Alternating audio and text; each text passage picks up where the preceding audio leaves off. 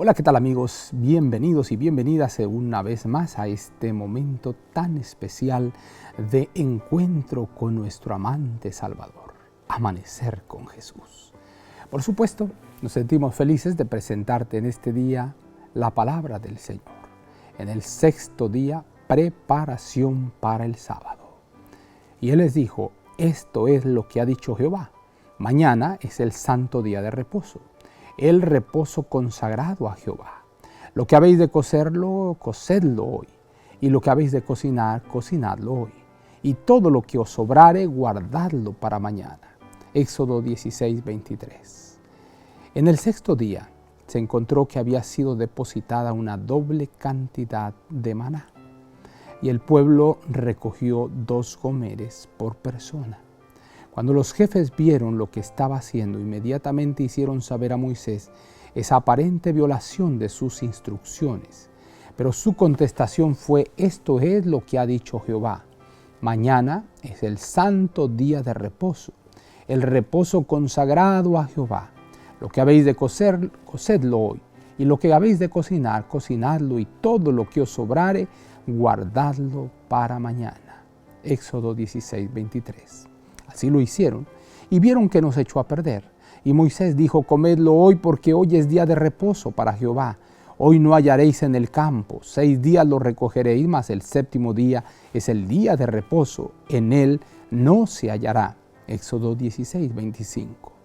El Señor no es menos exigente ahora en cuanto a su sábado de lo que lo fue cuando dio estas instrucciones especiales a los hijos de Israel.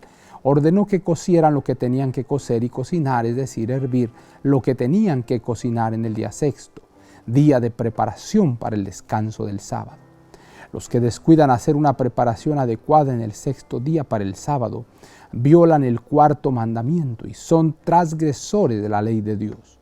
En sus instrucciones a los israelitas, Dios les prohibió que cocieran y cocinaran en sábado. Esa prohibición debería ser considerada por todos los observadores del sábado como un mandato solemne de Jehová para ellos. De esta manera el Señor guardaría a su pueblo de comer con exceso el sábado, día que puso aparte para la meditación y la adoración sagradas. Dios manifestó su gran cuidado y amor por su pueblo al enviarles pan del cielo. Todos ellos comieron pan de ángeles, es decir, pan que le proveyeron los ángeles.